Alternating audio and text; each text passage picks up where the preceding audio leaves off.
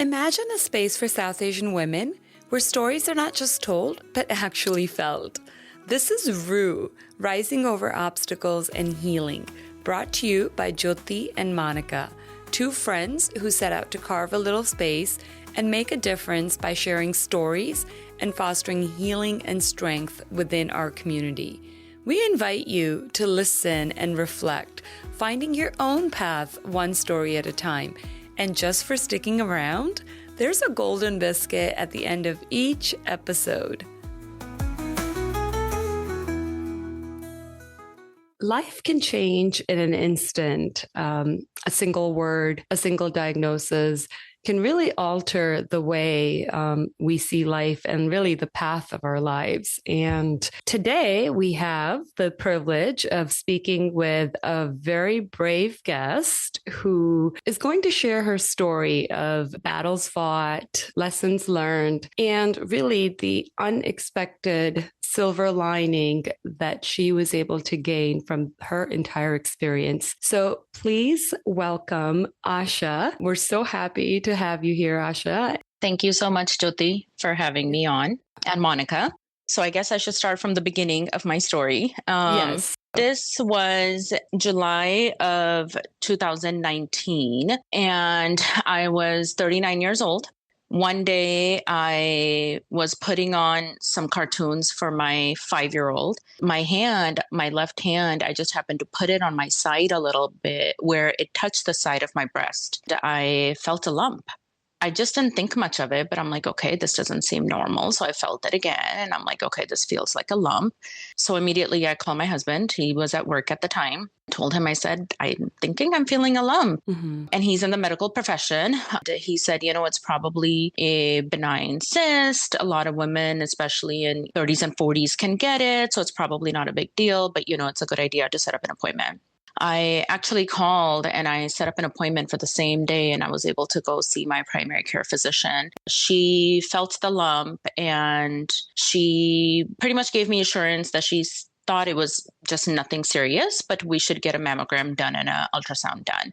The 39-year-old me is thinking, okay, that's fine. I'll go get it done. I've never had a mammogram. Not a big deal.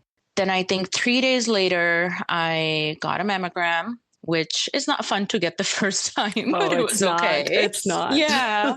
And then I got an ultrasound. That's when it kind of got a little real because in the ultrasound, the technologist decided to get the doctor there, which you learn later if a doctor comes, that's not a good thing because usually it should be they do the ultrasound and you're good. It was interesting because he pretty much came, kind of did a little bit of scanning for a few minutes. And then he straight up told me that we need to get a biopsy done, but most likely that looks like that's cancer. And just like that, which, is not something that you expect to hear when you're getting an ultrasound done. So I felt like just right away, you just have all sorts of emotions, but I was just so upset that the way he said that without any kind of sympathy, in my opinion. Mm-hmm. And he kind of just let me go. So wow.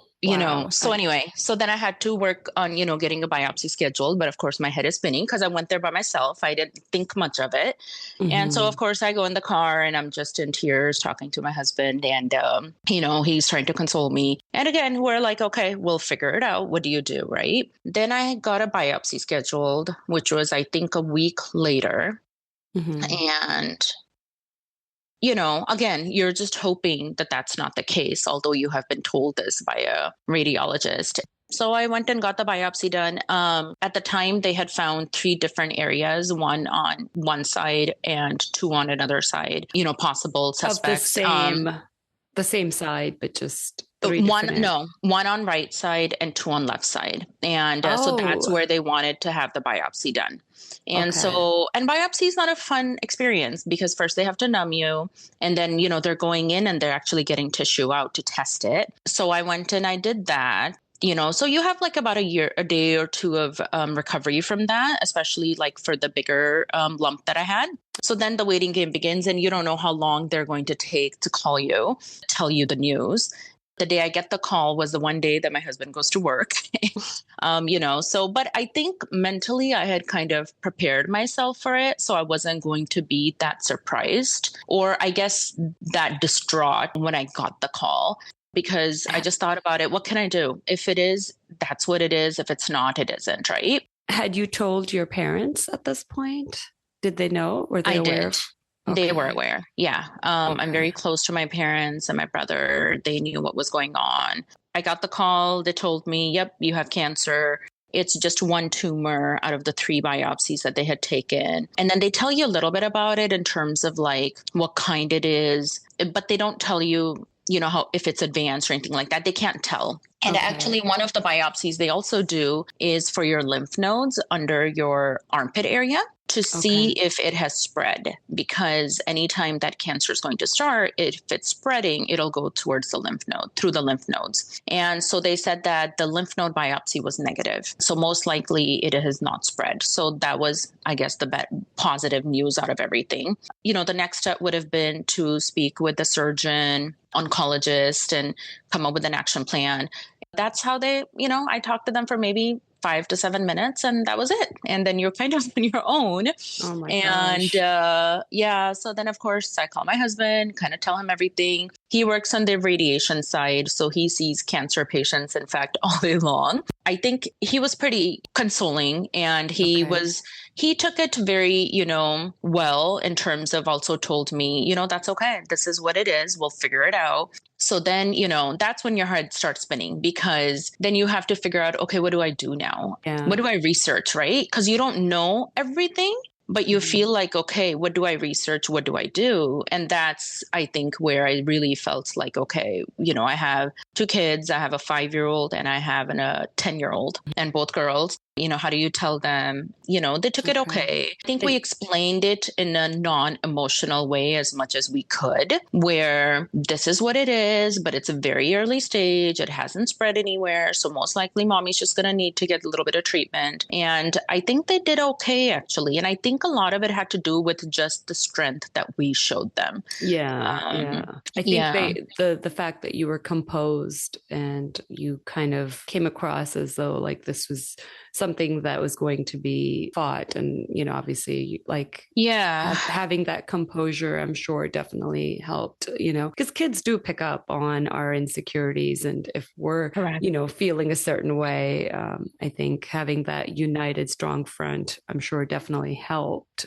Yeah. And I think I looked at it as, I think I'm not a emotionally weak person, luckily.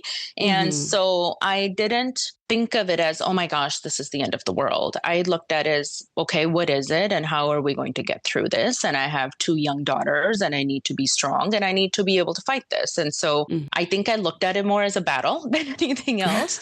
And Yeah. so versus a defeat, like, oh my Yeah. gosh, something has happened to me, and now what's going to happen?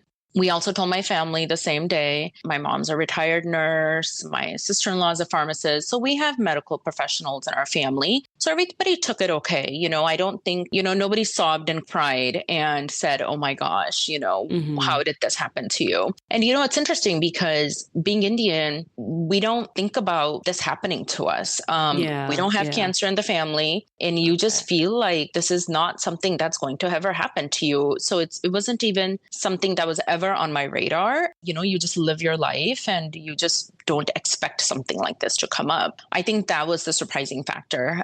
So about 3 to 4 days later is when I got my first appointment, where my husband and I went and saw, the first person we saw was a surgeon, and they kind of make recommendations in terms of what sort of surgery you should get. And luckily for me, it was early stage and only in one area. And so they recommended a lumpectomy, which is where you get the tumor out. Then they recommended that we get genetic testing done, and Mhm. just to see, do we have a family history of this, which later that did come out negative. So this was not Okay. from Yeah. genetics by any means. And then you also meet with an oncologist, which kind of talks about what your possible plan is going to be afterwards, after the surgery. And then you also speak with the radiation team to talk about, what sort of radiation plan you can expect. The type of cancer I had was hormone based, and so it feeds off of the hormones in your body. Okay. And there's many different types of breast cancers, which we learned. if there's one you want to get, is the hormone based, Okay. because what you can do is you can take medicine to reduce the hormones in your body so that even if there are any cancer cells left in your body, you can hopefully not feed Address them. them. Yeah. Yeah. Yeah. So I guess, if there's certain cancers to get, they talk, you kind of learn as you research this. Yeah. There's No, some that are, I don't think I was even aware that there's more than just one type. I think, when we hear the yeah. word breast cancer, you just think one type of cancer and that's it. Yeah. Yeah, there are many different types. And in fact, I have met many other Indian women who have gotten cancer, and it's been like stage 2 or stage 3, and it has been more aggressive forms of cancer. There's like inflammatory cancer, there's multiple different Mhm. types, and there's not as much treatment actually available. So you got diagnosed, you talked to your family, you met with all Hmm. the professionals, and then at that point you came up with like a course of action, like as far as what you were going to do, as far as treatment, and then also like, did you have to alter like your habits, your routine, what you were eating, and whatnot? Yeah, absolutely. While we were planning out, we'd scheduled my surgery. And I started reading actually a bunch of books I ordered and started doing a lot of research online. So what I did was I went and saw a naturopathic oncology physician. She was very well known, especially for somebody who's had cancer. So I went to see her, and it was interesting. The first question she asked me was, "What do you think caused this?" And you don't expect to Mm, be asked that question because you don't know what caused cancer. But then as I thought about everything and I thought about my life, I said, I think it's stress out of everything else that, I have been involved with. And she said that that was the number one answer that she gets from all of her patients when she asks that question. And then you think about, okay, what sort of stress did I have? I had a healthy marriage. I had a good career. I have 2 beautiful girls. I have my family mhm, close to me. But I think it was just the day to day living. You get up in the morning, you pack lunches for the kids, you have a quick breakfast, you drop kids to school, you go to work all day long, you come back, you're making dinner, doing dishes, and it's just a go, go, go mentality. And then weekend, you have mhm, all these activities, evenings, you have activities. So I think it was just life in general where you're just not taking a pause to reflect on what's happening and you're just letting life happen. So mhm, that was the awakening for me. I think my husband and I were at the peak of our careers and we were really happy with where we were. But I think we didn't prioritize health in a way. Like I didn't exercise every day. I didn't have mhm, time. I didn't make time. So I think I learned a lot. The doctor really gave me, certain things she had me kind of walk away that day, which was, I want you to start doing 14-hour intermittent fasting right away. I want you to try to eat as much organic food as possible. I want you to drink only filtered water, which we were doing. But it was interesting that she made a point of that to make sure that you're only drinking filtered water and never tap mm, water. Then she asked me to get on certain supplements, live it. And really, she pointed out a Mediterranean diet is like mhm, the way that you want to be eating. So I think I walked away that day with thinking, okay, there's things I haven't been doing that I need to do. So I read all these books. Then, and this doctor was a little bit further from me. So I saw one closer to me as well, where immediately 3 to 4 weeks after my surgery, I started going to her, like I started getting acupuncture every week with her to help me recover. So I had a surgery done. And then about a month after that, I had radiation done. I did not need chemo, luckily, because it was early stage. But, I came up with the whole game plan. I literally looked at this like it was a project. And what am I going to do in different aspects of my life? It went from diet, doing mhm, intermittent fasting, eating as much organic food as possible. I'm taking the time to cook and make sure that we're cooking healthy meals for our family. I had a whole regimen of supplements that I was on from morning till evening that I'm still on, almost 6 years later, because we don't get everything from our diet, unfortunately. We have to make sure, especially like vitamin D, for example, you need high doses of vitamin D because we just don't get enough sun in our bodies. and also, I think where you reside, I think a lot of people, if I'm not mistaken, do have to supplement with vitamin D because you just don't get a lot of sun. Correct. Correct. And Yep. and I think that's Yeah. something that a lot of people don't realize. Yeah. Until something comes up. I started exercising regularly. I started meditating regularly because when you talk about stress, how do you relieve the stress, right? Yeah. I think meditation became a huge part of what I did every single day. I started doing yoga. Another thing was I started using clean products. we don't realize what we're putting on our bodies. Something as simple as deodorant. Did you know that regular deodorants have aluminum in them, which can cause breast Yes. cancer, Yeah. which I Yeah. didn't know about? And so Hmm. there's aluminum free deodorants that we should be using as women. Yeah. And I mean, it's a whole host of Oh, yeah. things that you have to be aware of to stay Yeah. healthy. Well, yeah, it's the lotions we put on, right?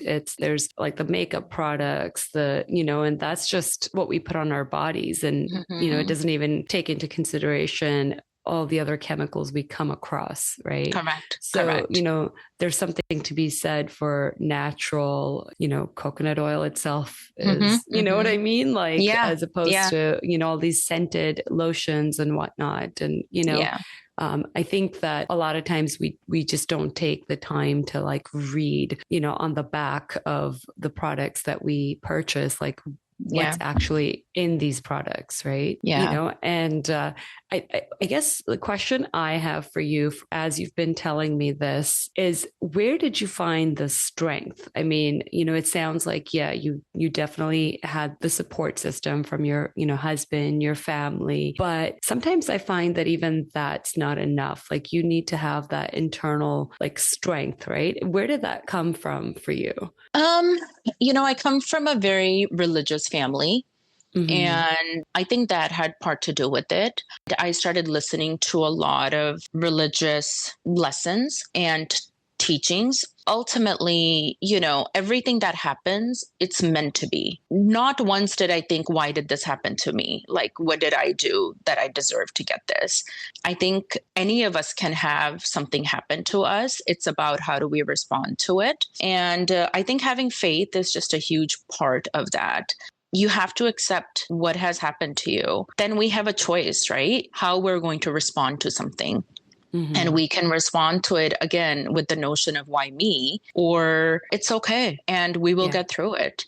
So that was my mentality. And I think that's just our family. We're all just very much faith-based family. And Mm-hmm. we just learn to accept things that are happening around us. Nothing is going to be perfect, and that's okay. Mm-hmm. I think meditation and also listening to a lot of various motivational speakers that just really help you so you don't think you're alone.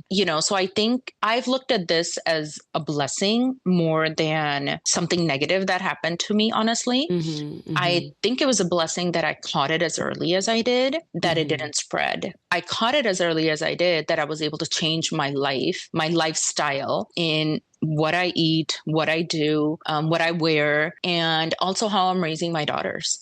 Gosh, my girls will always joke that, oh my gosh, mom, can you ever buy something that's not organic? Or why can't I put perfume on? I have a teenager and I'm like, no, and coconut oil is like in every single room, in every single bedroom in our house in little containers.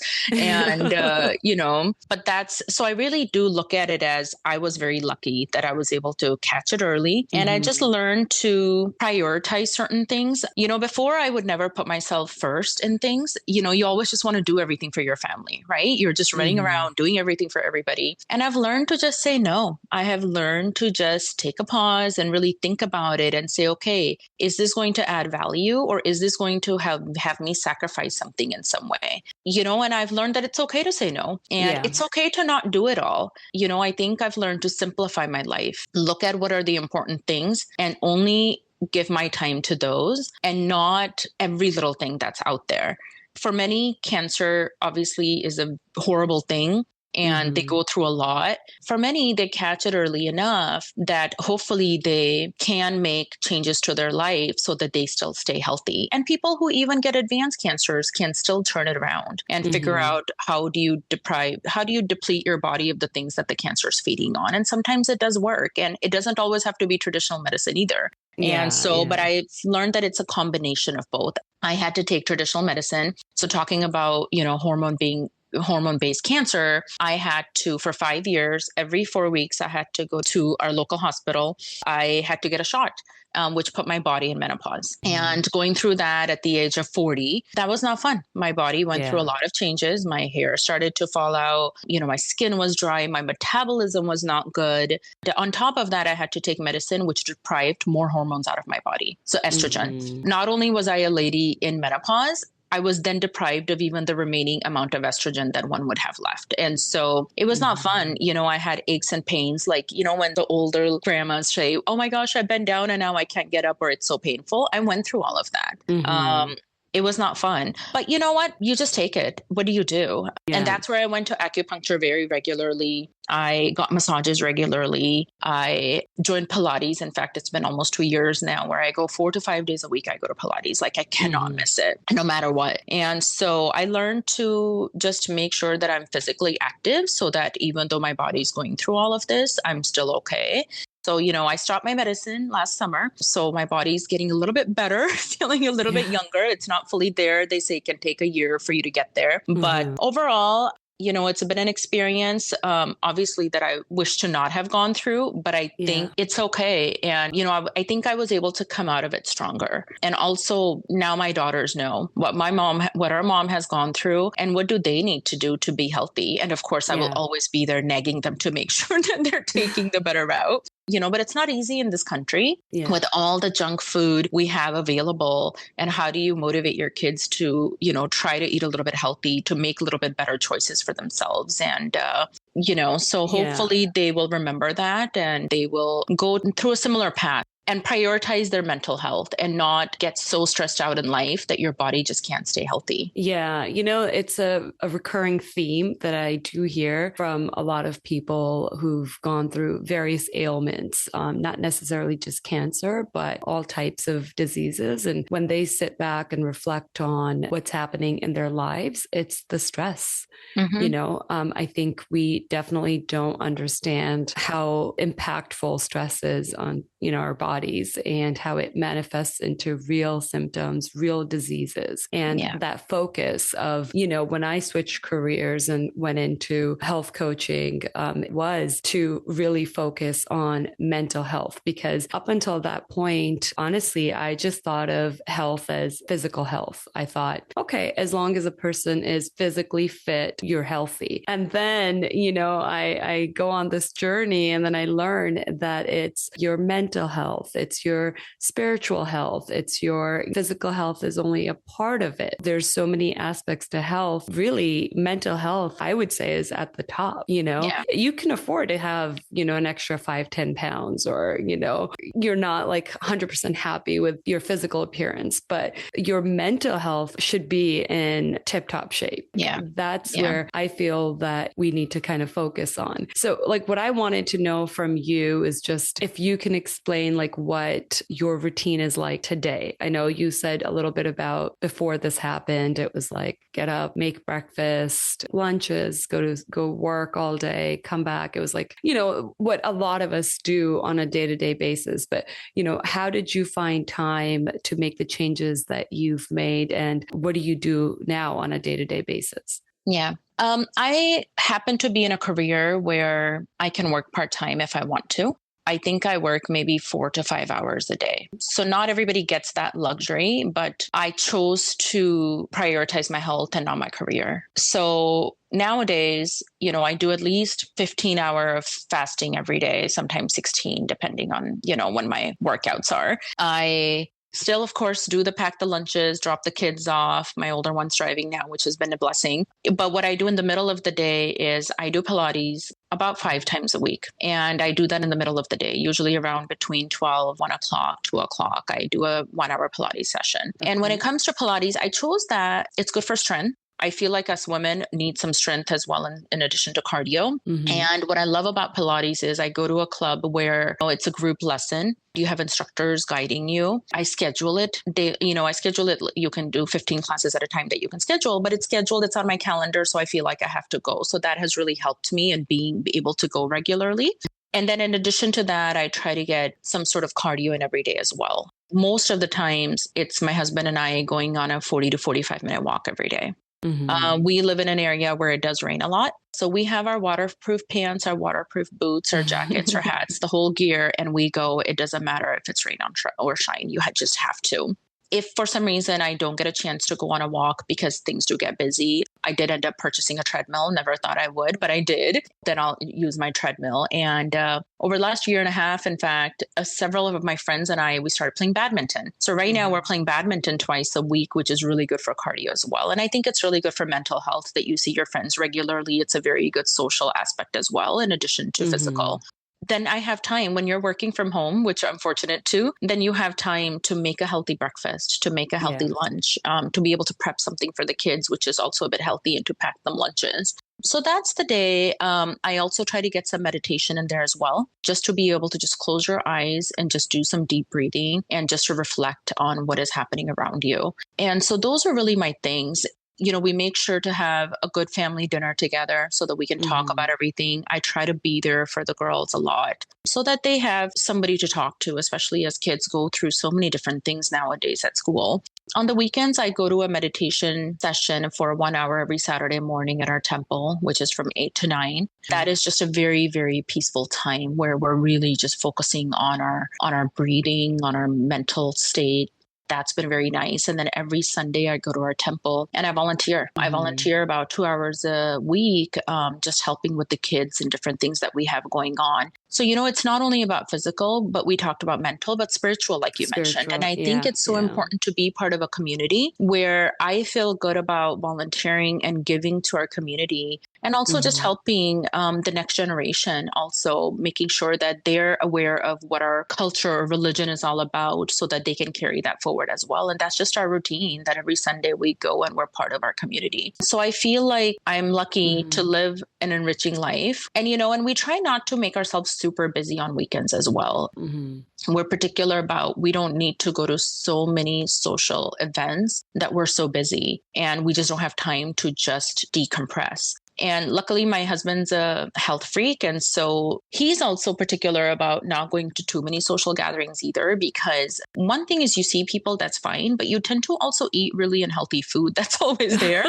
And so we try to limit Yeah. how many social things we also go to just from that perspective. But, I think it's important. But I think it cannot be so chaotic that every Friday, Saturday, you're just out and you just don't Yeah. have much time to just be able to be in peace. Sometimes it's good to Yeah. just stay at home and do nothing. But that's what my life looks like nowadays. So, I have to say, I am so inspired and amazed by the strength and resilience that you've shown and how you've chosen to see what happened as a blessing. Mm-hmm. Not very many people can say that. And I think to come away from this experience and to view it as a blessing and to have made the changes that you've made, you're going to really impact a lot of lives just by sharing this story, living the life that you're living, your kids seeing, the example that you're setting for them. I don't think we realize the impact that it has on everyone that will come across you or your kids. Little tidbits here and there will actually affect people greatly. And I'm fortunate that we got a chance to speak with you. Before we go, though, because I know you mentioned you have a Pilates class you have to go to.